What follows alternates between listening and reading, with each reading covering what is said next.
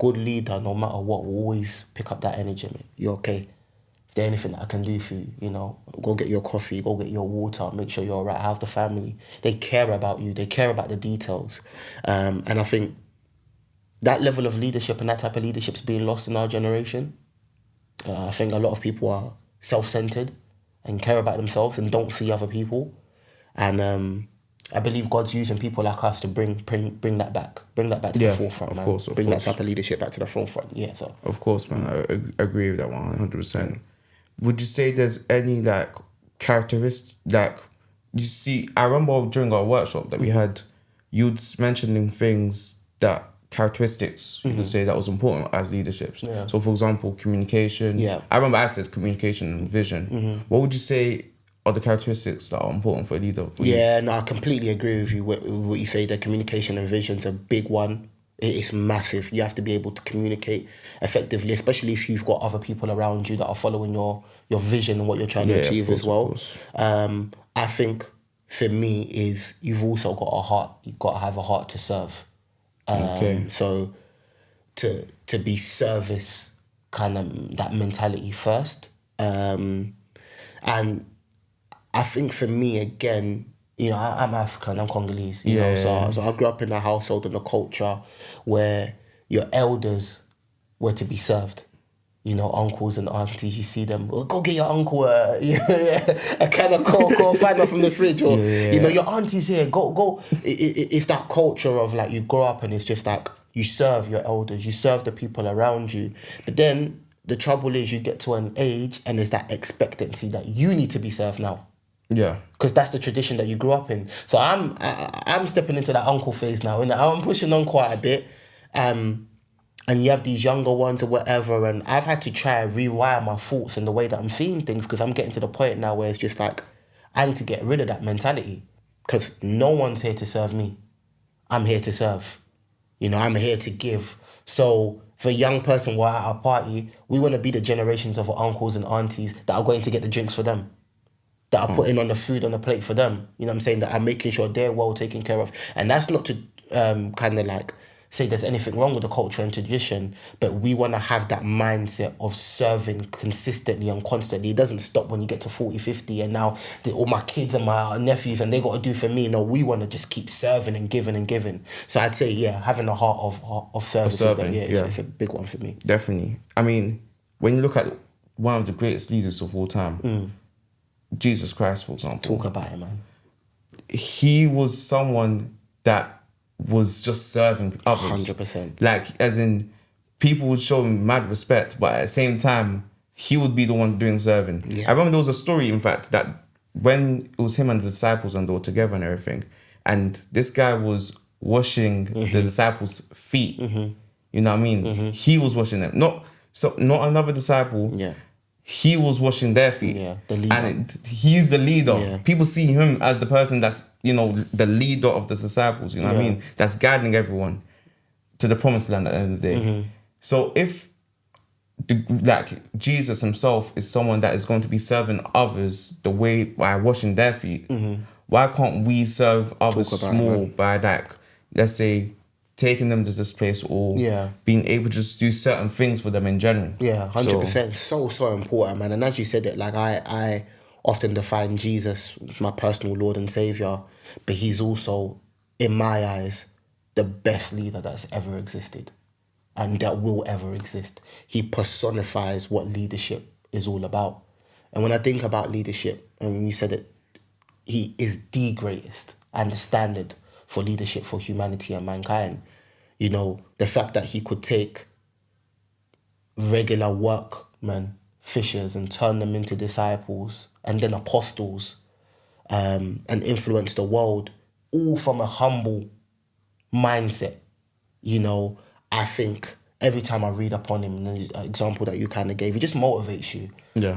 And he's a perfect example to follow as a leader. I completely agree with you. 100%, man. 100%.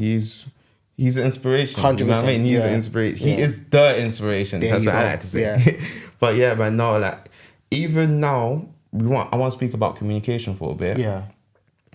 One thing, the reason why I said communication and vision is important is because you need to have the ability to communicate Yeah. your vision so that people can also believe in you and jump on it. So going back to, let's say, for example, Jesus, for example.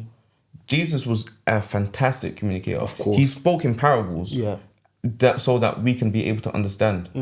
I believe someone in the Bible asked him, why do you speak in so much parables? Because God has given you the ability to understand. And because Jesus is so good at communicating, he was able to get people alongside with him to believe in this vision that he is has come here to do what he was wanted to do.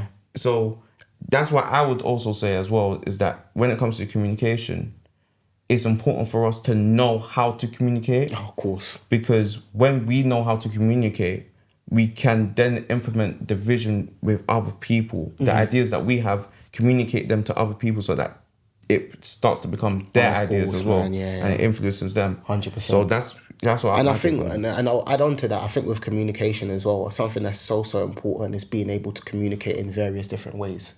Okay, I like that. So I grew up in East London, right? Typical story of a young black boy growing up, in different areas. I feel like every black boy's story in London is pretty much the same, and we grew up learning how to communicate in a certain way, with our friends, in our areas, in the cages, wherever we kind of go and we tend to hang around, that trickles over into school. And now there's this battle in school where they're trying to teach you how to communicate in a specific way, but you're so rooted and accustomed to the way that you've been communicating with the people around you. Now, this is what happens. You get taught this level of communication, and then you get to your 18s and 17s now when you're making a major transition in your life. And then for some, they're going to university. For some, they're looking for jobs. For some, they're maybe dabbling in things that may be detrimental to their futures in the later years. But very often, people don't talk about the power communication plays at that pivotal stages in your life. Most of us only know how to communicate one way.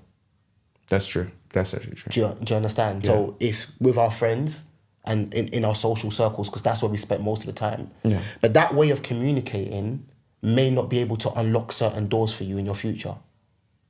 So you need to learn different ways of communicating. Now, we're living in a time where with streaming and social media and all of this stuff, people are actually being paid to be authentically themselves and to communicate in a certain way. But that is on a certain platform. You take a streamer, for example, or a person that's doing great, and you put them on a news platform or at Downing Street or in government, because these are the places that God's calling us to influence. You may need a different level of communication style. You can't go in to the Prime Minister's office and say, "Hey, chat," you got to be able to communicate. Yeah. And my fear is for this generation is that they only know how to communicate in one way. So if you only know how to communicate in one way and only be one way, you only lead a certain type of people. Wow. Where God is calling us for global influence. Wow. So we need to look at our communication styles and be like, can we talk to this audience?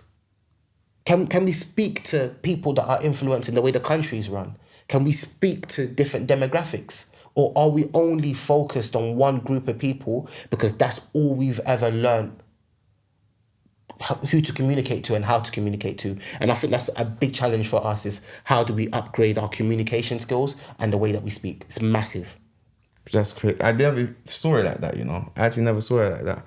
But then you could say as well is that some people would want to just kind of communicate in their way because of the fact that that's how they are. That's how they are being honest. That's how, if they end up doing code switching, then in a sense, they're just being fake about it. And it's not genuine in a sense. Would you say that that's a valid argument to say? I mean, I see both sides. Like, this code switching thing is it's a topic within itself. I personally don't look at it as code switching. I look at it as having different, tools to your armor. You're still being authentically yourself. So if I go and speak tomorrow in front of a delegation of CEOs or corporate partners, and I come in my language a little bit more polished, that's still Kevin. It's just a different version of me. I don't see it as code switching, Other people look at it like, you know, the person that they are, that grew up and learned how to speak this way, is that authentic self. Well, who told you that's your authentic self? How do you define yourself by that? Is it because you've grown up speaking that way for 25 years? So now you've put yourself in a bubble to say, that's me, that's authentically myself. How do you know there's not another version of you out there that you need to morph into? So I think these are the questions that we need to start asking ourselves. Just because you're comfortable, that doesn't mean you're being authentic. Do you understand?